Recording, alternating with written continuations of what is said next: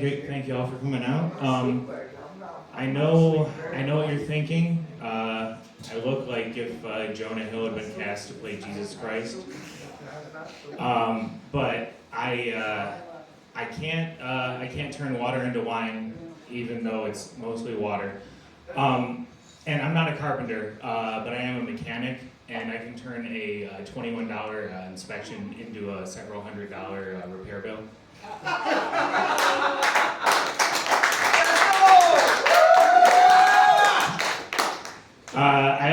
I can't feed a multitude with loaves and fish, but I can take 2 self-loathings and 5 self-criticisms and feed a room with laughs.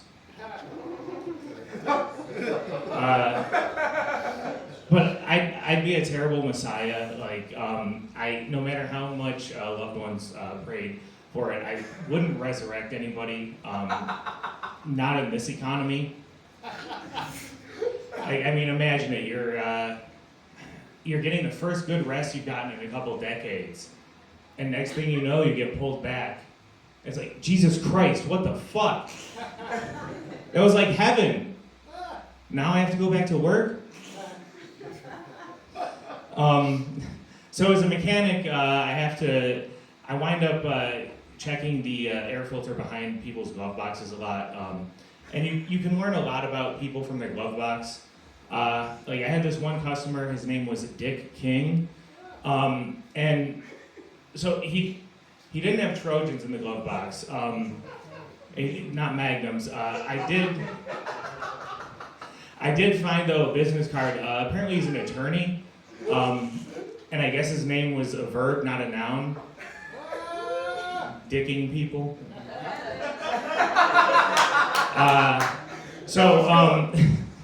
I've also found a lot of Narcan in people's glove boxes as a statement on the way society is.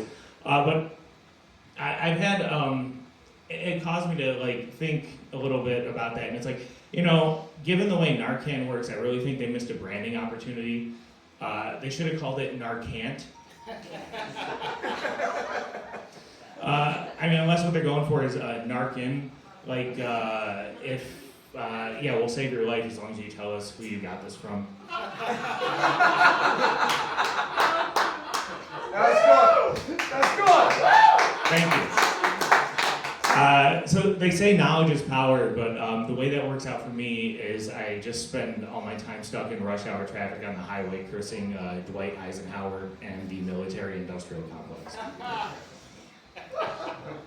I like to read a lot, and so I read a lot of articles, but I'm wondering if it's actually really worth it, because I read an article recently that said that parents who are addicted to drugs are more likely to have children with mental illness.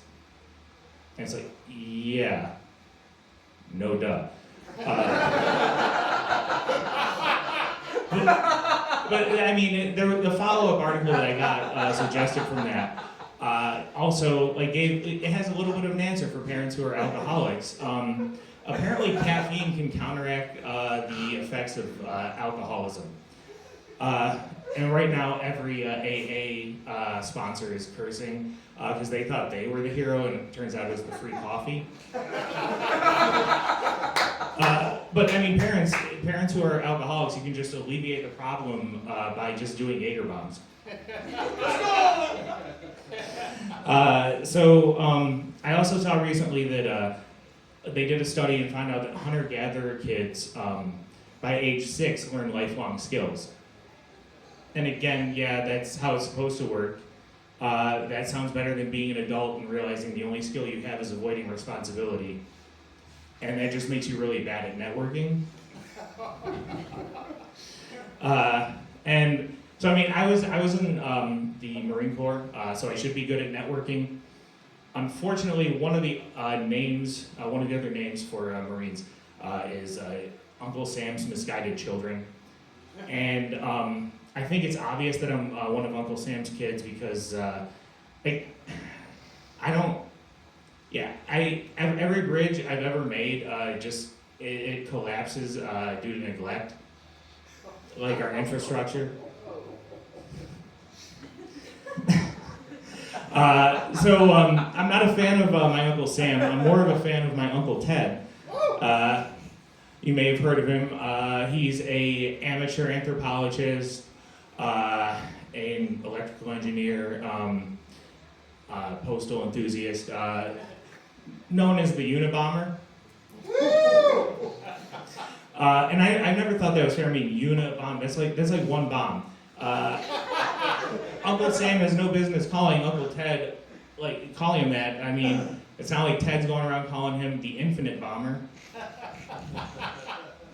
All right. I'm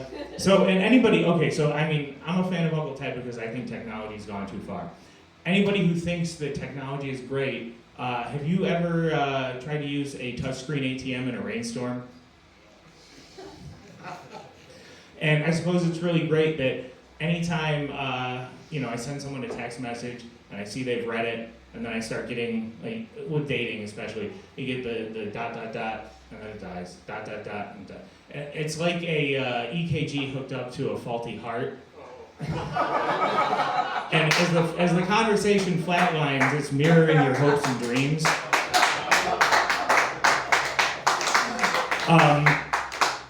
And also, autocorrect is the enforcement agent of Murphy's Law.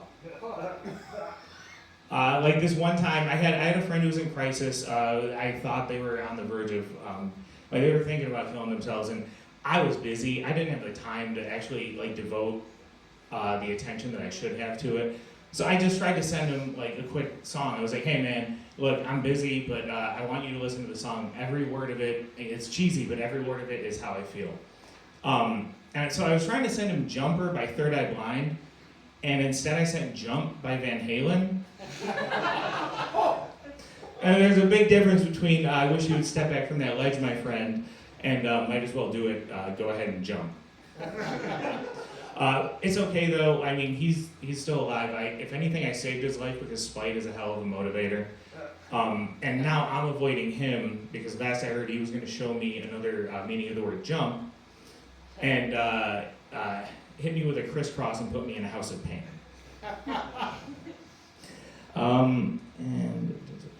So how much time do I have? You still have 3 minutes. Oh shit, cool. All right, so they say money can't buy happiness, but also mental health is $1 billion industry. And on that note, I've been seeing a therapist lately, and it's great. We've got a 1 hour date each week. She gets to, she thinks I'm a client, and I get to date my favorite type of woman, unavailable. And through this, though, I've discovered I have commitment issues. And so I've been thinking about giving hard drugs a try again. Because you gotta start somewhere. And honestly, I'll be okay because the only oxys I've ever had a problem with was oxytocin. The love drug.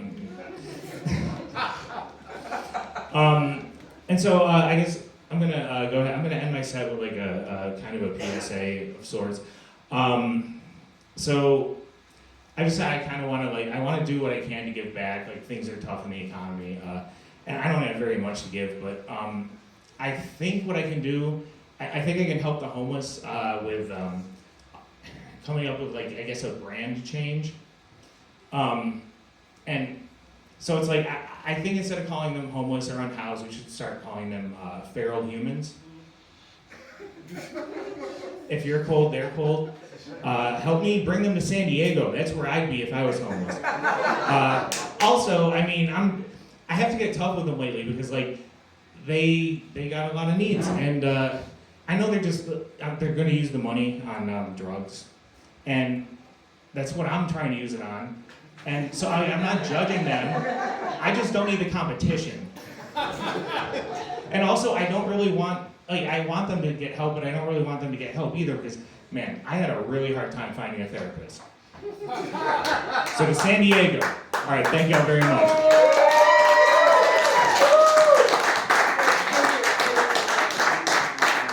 All right, guys, one more time. Who wore it better?